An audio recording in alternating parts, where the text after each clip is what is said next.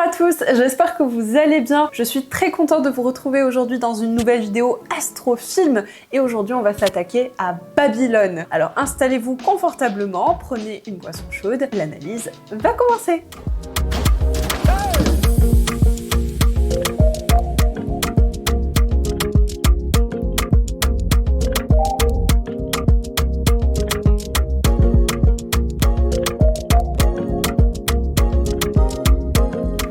Alors pourquoi j'avais envie de vous parler de Babylone aujourd'hui? Tout simplement parce que c'est un film que j'ai absolument adoré. Voilà, ça a été un coup de cœur monumental. Vraiment, je vous le recommande. Je suis quand même très déçue que ce film n'ait pas autant fait parler de lui, alors que c'est sincèrement une production cinématographique absolument incroyable. Donc voilà, si vous ne l'avez pas vu, je vous le recommande vivement. Aujourd'hui, dans cette analyse astro, je vais être amenée à donner quelques petites informations sur le film, à vous spoiler légèrement, mais ça vous empêchera pas de vivre quand même une bonne expérience si vous visionnez le film pour la première fois après avoir regardé cette vidéo analytique. Voilà, je vais pas non plus trop rentrer dans le détail, donc ne vous inquiétez pas. En tout cas, vraiment, Babylone, c'est un coup de cœur. C'est un film qui mérite d'être regardé. Si vous aimez le cinéma, vous allez vous régaler. Et donc, on va commencer par le synopsis du film. Los Angeles, année 1920, l'industrie du cinéma est en pleine mutation, marquée par une effervescence artistique et une décadence débridée.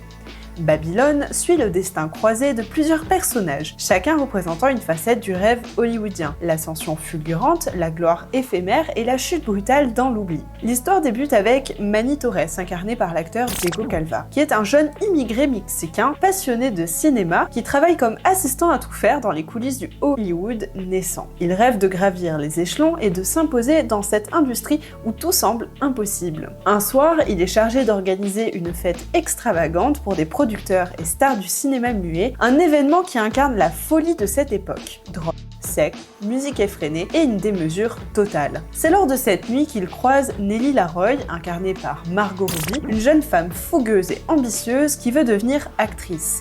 Elle n'a ni expérience ni contact, mais sa confiance en elle et son énergie explosive la propulsent rapidement sur le devant de la scène. Une opportunité inattendue lui permet d'obtenir un rôle dans un film muet où elle impressionne immédiatement par son charisme brut et sa capacité à pleurer sur commande. En parallèle, nous suivons Jack Conrad, incarné par Brad Pitt, une grande star du cinéma muet, adulé et respecté, vivant dans l'excès et l'insouciance. Il est l'incarnation du héros hollywoodien, séduisant et talentueux, mais il ignore que son règne touche à sa fin avec l'arrivée imminente du cinéma parlant. Donc vous l'aurez compris, Babylone parle de l'ascension fulgurante du cinéma hollywoodien et de sa transition du cinéma muet au cinéma que l'on connaît aujourd'hui. Bon alors clairement, qu'est-ce qui moi personnellement m'a marqué dans ce film? Déjà le travail esthétique au global, c'est-à-dire que les décors sont absolument incroyable et travailler dans un détail, c'est vraiment somptueux quoi. Je sais même pas comment ils ont pu s'organiser pour créer de tels décors, c'est absolument grandiose. Vous en prenez plein les yeux du début jusqu'à la fin du film. En parlant d'en prendre plein les yeux, le rythme est complètement effréné. Le film dure à peu près 3 heures, vous ne voyez pas le temps passer. Vous avez l'impression d'être sous extasie en regardant l'entièreté du film, c'est absolument incroyable. Et puis il faut parler aussi de la bande sonore du film qui est très travaillée, qui est absolument incroyable. On est sur une ambiance absolument fantastique. Voilà, je j'irai pas plus loin dans le détail technique des choses, mais je vous invite à regarder ce film. Pour moi, même si ce film n'a pas été autant vu qu'il ne l'aurait dû l'être au cinéma, c'est un film incroyable que je vous recommande une fois de plus. Alors moi, ce qui m'a quand même marqué dans ce film, c'est le personnage incarné par Margot Robbie. On est face à une femme qui clairement a cette volonté de réussir et qui en même temps a quand même un comportement très imprévisible. Elle a tendance à foncer tête baissée, à pas réfléchir, à être très immature même parfois.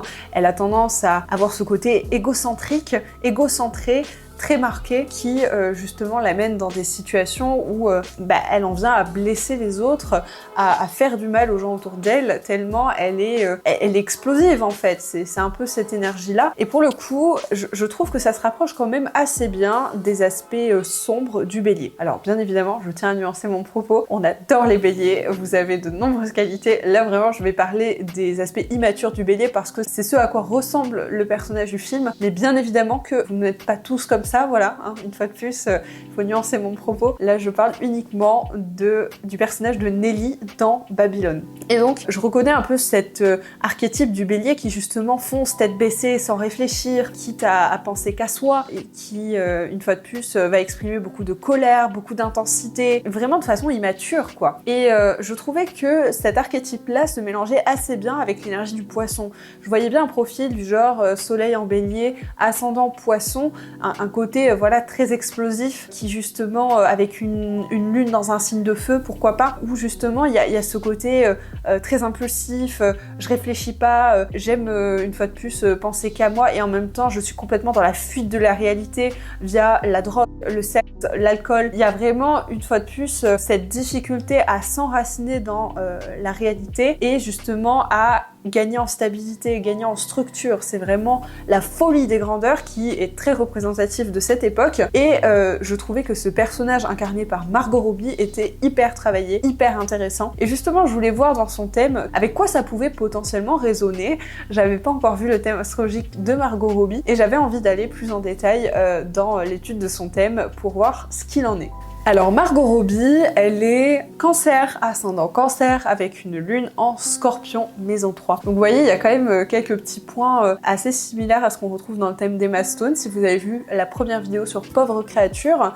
Donc à savoir que si on s'intéresse justement déjà à ces placements qu'on retrouve en maison 3 scorpion, maison 3 pour rappel, si vous n'avez pas vu la première vidéo de Pauvre créature, c'est la maison de la communication, de l'expression, et là on retrouve justement la planète des émotions, la lune qui se trouve justement dans le signe du scorpion, la transformation, l'intensité, le magnétisme. Il y a vraiment cette possibilité d'exprimer cette capacité de transformation via la communication et d'autres formes d'expression. Et d'ailleurs, ce qui est assez intéressant, c'est que cette lune en maison 3 scorpion, c'est justement le luminaire, le maître de son ascendant, étant donné qu'elle est ascendant cancer. Donc c'est quand même assez drôle, parce qu'au premier abord, Margot Robbie, elle peut avoir l'air d'être très sympa, très gentille, très douce, mais en fait, quand on va plus en profondeur, on se rend compte que c'est une personne qui est très intense, qui clairement cache bien son jeu, je pense, notamment quand on voit tous ces placements en maison 12, hein. La maison 12, c'est très en lien avec des ressentis difficilement cernables, hein. Même pour la personne qui a ces placements-là, hein, c'est très difficile. Donc là, on retrouve dans sa maison 12 un soleil, un mercure et Jupiter, des placements qui ont du mal à la base à se sentir à l'aise dans cette maison-là, étant donné que, j'aime bien prendre cette comparaison, mais si on imagine justement que le thème astrologique est une maison, vous savez, chaque pièce correspondrait à une maison astrologique. Donc par exemple l'ascendant, l'identité avec laquelle on se présente au monde, ce serait surtout la façade de la maison. La façade, c'est l'ascendant. Et puis en fait, vous allez avoir une pièce dans cette maison qui est cachée, dont vous ne connaissez probablement même pas l'existence, et peut-être qu'un jour vous allez tomber sur une clé, vous allez réussir à ouvrir cette porte qui apparaît enfin, et cette pièce-là, en l'occurrence, que vous allez découvrir, c'est la maison 12. Voilà. C'est une partie de soi qui peut être particulièrement inconsciente pendant très longtemps, qui demande justement de s'isoler, d'introspecter en profondeur pour en comprendre le sens. Et donc pour moi, une personne qui a beaucoup de placements en maison 12, clairement, je pense qu'elle cache une grosse partie de sa personnalité aux autres. Il y a un monde intérieur qui est très important et qui ne se perçoit pas au premier abord quand on voit la personne, justement. Et donc Margot Robbie, c'est ça qui est très intéressant, c'est que d'un point de vue extérieur, c'est la femme magnifique, très gentille, qui a joué Barbie, donc vous savez, on a toujours un peu cette idée que... alors, ça a eu tendance à disparaître justement ces dernières années, donc ça c'est chouette, mais pendant très longtemps, vous savez, c'était un peu le cliché de la femme blonde, très jolie, qui du coup est très bête, n'a rien dans la tête, un peu à l'image de la vibe qu'on pouvait retrouver il y a 20 ans maintenant, peut-être avec Paris Hilton, Britney Spears, mais maintenant, on commence à comprendre qu'une femme belle peut aussi être très intelligente, et en l'occurrence, je pense que c'est le cas de Margot Robbie. Je pense qu'elle a beaucoup de ressources et de capacités analytiques assez intéressantes, étant donné que, une fois de plus, elle a cette lune en scorpion qui est capable de sonder l'âme des gens, de comprendre ce qui se trame en dessous de la surface. Elle a cet accès aux profondeurs qui est quand même assez intéressant, qu'elle utilise dans le cadre de son travail, hein, une fois de plus, mais qui la rend quand même très perspicace quant aux situations. Donc, il y a quand même beaucoup d'eau, beaucoup de sensibilité chez Margot Robbie. Je pense qu'elle a un monde intérieur et une sensibilité exacerbée qu'elle montre peut-être pas forcément au premier abord, mais ça fait malgré tout partie d'elle. On retrouve aussi dans son thème une énergie assez explosive avec, tout comme Emma Stone d'ailleurs, Mars en bélier, donc un Mars sous stéroïde qui est en domicile, qui clairement donne une énergie masculine particulièrement marquée. Donc ça peut donner un cocktail un peu explosif, j'ai envie de dire, entre justement cette sensibilité exacerbée et cette capacité à partir au quart de tour si à un moment donné ça va pas. Donc c'est peut-être pas une chose qu'elle montre d'elle, et pourtant il y a quand même beaucoup d'intensité dans son thème. Je veux dire, la lune en scorpion et Mars en bélier, ça envoie quand même du pâté. Hello hello les amis, ici la Estelle du montage. J'ai complètement oublié de vous parler de cet aspect qui est hyper important à prendre en considération. C'est très important de regarder les maîtrises planétaires et là de voir effectivement que Mars est dans son domicile en bélier et que donc c'est une énergie qui est pleine de vitalité. En général, c'est représentatif de personnes qui justement ont une action très impulsive, qui n'ont pas de difficulté à extérioriser cette énergie-là.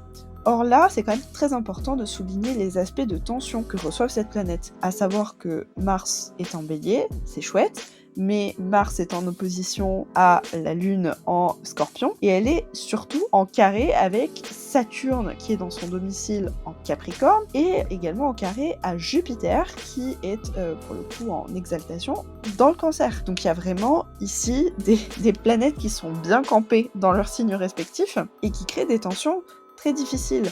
Alors, il y a souvent une mauvaise réputation qui est donnée à ce couple Mars-Saturne dans l'astrologie traditionnelle. Moi, je vais m'éloigner un petit peu de ça. De manière générale, Mars, planète de l'action, avec Saturne, planète de la responsabilité, du sérieux, ça peut vraiment être un couple qui gagne, qui fonctionne bien, qui permet justement de structurer des actions sur le long terme. Et d'ailleurs, c'est pas pour rien que Mars, une fois de plus, est très à l'aise dans le signe du Capricorne. C'est vraiment une énergie, une fois de plus, un peu à la Lena Mafouf, qui est à même de pouvoir construire des choses dans le temps, donc c'est hyper intéressant. Mais là, en l'occurrence, ce Mars en bélier qui est hyper explosif, il est en carré à Saturne, donc ça veut dire qu'à un moment donné, il y a peut-être une tension qui est vécue chez Margot Robbie, soit dans l'excès, soit dans justement la contrainte, l'inhibition, où il y a bien ce feu de Mars en bélier qui existe, cette espèce d'énergie et de vitalité qui est absolument énorme.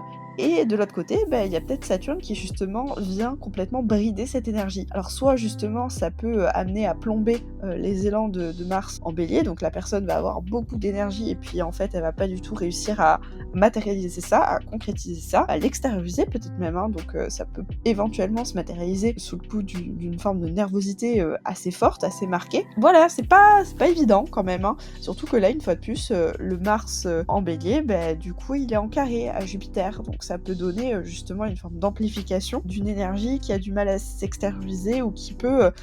ça peut arriver aussi avec Saturne d'avoir des personnes qui justement expriment ça dans l'extrême. Donc à voir comment c'est dans le cas de Margot Robbie, mais c'est un aspect de tension qui est très difficile. Donc, il y a ces points-là, mais au final, ce que l'on voit de son travail au quotidien, c'est peut-être davantage la maison 6 et le milieu du ciel, qui eux vont dégager une image beaucoup plus stable, beaucoup plus pérenne, c'est-à-dire que le positionnement social, la carrière, la vocation qui sont représentés par le milieu du ciel en taureau, vont vraiment nous parler d'une personne qui justement fait preuve de persévérance, est très endurante dans sa manière de gérer sa carrière. Quand on regarde justement le maître du milieu du ciel, on tombe sur Vénus qui est en maison 11 en Gémeaux. Alors moi, ce qui me fait très rire quand même avec les Vénus en maison 11, c'est que ce sont des personnes qui en général sont populaires malgré elles. On est sur Vénus en Gémeaux. Le Gémeaux, c'est le signe de la communication, donc il y a vraiment cet attrait pour justement les caractéristiques du Gémeaux.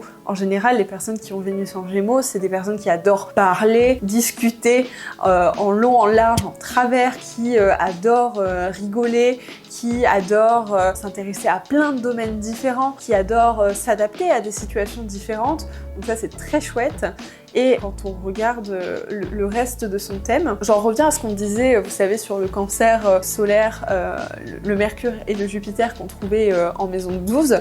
À l'opposé, vous avez tout cet amas de planètes que l'on retrouve justement en maison 6, à savoir Neptune, Uranus et Saturne en Capricorne. Donc pour rappel, la maison 6, c'est la maison qui nous parle du travail au quotidien. Margot Robbie a quand même signalé à quelques reprises qu'elle avait eu des problématiques, notamment quand elle travaillait justement sur ses tournages, qui peuvent être représentatifs de Saturne. Saturne, c'est les limitations, donc il peut y avoir eu à un moment donné peut-être quelques frustrations au quotidien au travail. C'est un élément qui demande à être recalibré justement au fil de l'incarnation. Mais en tout cas, c'est assez intéressant et ça montre à quel point elle a réussi dans sa carrière à concrétiser de façon stable, à matérialiser de façon concrète ses projets artistiques dans son activité professionnelle quotidienne. Donc c'est très positif et ça permet de concrétiser les ressentis dans la matière. Voilà. La Terre, c'est vraiment essentiel dans un thème astrologique pour ça. Si vous n'avez pas de Terre, vous aurez sûrement beaucoup de difficultés à concrétiser les choses. Donc c'est très bien pour un artiste d'avoir beaucoup d'inspiration, d'avoir beaucoup d'eau, d'avoir beaucoup de feu. Mais en fait, si vous n'avez pas de placement dans des maisons de terre et que vous n'avez pas d'éléments terre, vous allez vraiment avoir peut-être des difficultés à vous discipliner. Ça peut s'arranger, mais ça va demander beaucoup plus d'efforts de votre part et de changements de votre part. Petit aparté, ce que j'ai trouvé aussi très intéressant avec Margot Robbie, c'est cet axe intercepté dans la maison 1-7, donc on a le Lion et le Verseau qui sont interceptés. Donc le Lion, pour rappel, qui se trouve en maison 1, c'est le signe qui nous parle un peu de l'ego, de l'individualité, c'est vraiment le moi. Là où, à l'opposé, le Verseau, c'est vraiment le signe qui nous parle du collectif. Il met son ego de côté pour se concentrer sur le monde de manière générale, sur l'humanité, sur le collectif. Et du coup, ce chemin, cet axe en tout cas, je le trouve très intéressant, surtout dans son cas, étant donné que donc là le Verseau se trouve en maison 7 et son nœud nord justement, donc le nœud nord c'est le chemin d'incarnation, se trouve dans la maison 7 et en Verseau qui nous parle justement de se tourner au cours de l'incarnation d'un intérêt pour l'individualité à justement un intérêt pour le collectif. C'est vraiment arriver à passer justement de je pense qu'à moi à j'arrive à me tourner vers les autres et à concrètement aider le collectif à trouver ma place dans les relations et à nourrir les relations. Il y a vraiment quelque chose de cet ordre-là. Et je trouve ça très intéressant dans son cas, étant donné que Margot Robbie, là on parle de son rôle dans Babylone, mais on peut aussi regarder ce qu'elle a pu faire comme autre production cinématographique, ce qu'elle a pu faire comme autre jeu d'actrice. Et alors on retrouve comme Emma Stone, vous voyez, cette capacité à incarner des rôles qui n'ont rien à voir les uns avec les autres, à la fois dans des polarités très masculines et des polarités très féminines. Donc quand elle jouait par exemple Harley Quinn, et puis bien sûr en termes de polarité féminine, comment peut-on ne pas parler de Barbie? Alors je n'ai personnellement pas du tout apprécié ce film, mais ça ce n'est que mon avis personnel, mais en tout cas je pense que c'est bien des fois de prendre du recul sur ce qu'on peut être amené à penser de façon subjective. Objectivement, ce qui est quand même intéressant avec la production de ce film Barbie, c'est que vraiment Margot Robbie a souhaité faire passer un message féministe derrière ce film. Elle a voulu justement mettre en lumière des problématiques en lien avec le patriarcat. Bon, vous voyez, il y a cette notion d'intérêt pour le collectif, pour une cause sociale, qui est très parlante et très représentative du signe du Verseau. Sachant qu'une fois de plus, Margot Robbie a son nœud nord en Verseau, je trouve qu'en l'occurrence, elle était complètement à sa place, alignée à son cheminement d'incarnation, en ayant fait ce film-là. Après aussi, petite aparté, il me semble, alors n'hésitez pas à me corriger en commentaire si jamais je me trompe, mais il me semble que Margot Robbie, justement, avait aussi beaucoup de difficultés à s'imaginer en couple avec quelqu'un, que vraiment, pendant très longtemps, elle s'est imaginée ne pas forcément fonder de famille. Il me semble que j'avais entendu ça, hein, donc n'hésitez pas à me corriger. Et qu'au final, elle aurait fini en couple, je crois, avec l'un de ses amis de longue date, et que finalement, ils ont eu un enfant ensemble, vous voyez. Donc, je trouve que c'est très représentatif ça aussi de Vénus en maison 11. La maison 11 c'est aussi les amitiés. Donc pour moi il y a... Alors ça dépend quel type d'amitié, hein, mais disons que si vous avez un groupe d'amis où vous êtes 8-10, vous voyez, ça peut matcher avec la maison 11, même si les amis d'enfance c'est plus la maison 3, mais bon bref. Ce que je veux dire c'est qu'il y a vraiment cette notion de l'amitié se transforme en amour. Voilà, ça c'est très Vénus maison 11, Vénus maison 3, voilà, il y a quelque chose de cet ordre-là. Et là, le fait qu'elle ait réussi justement à accepter d'être en relation, pour moi, ça nous fait comprendre qu'elle est peut-être davantage alignée avec son nœud nord en maison 7, ce qu'elle avait avez à apprendre de cette incarnation. Voilà.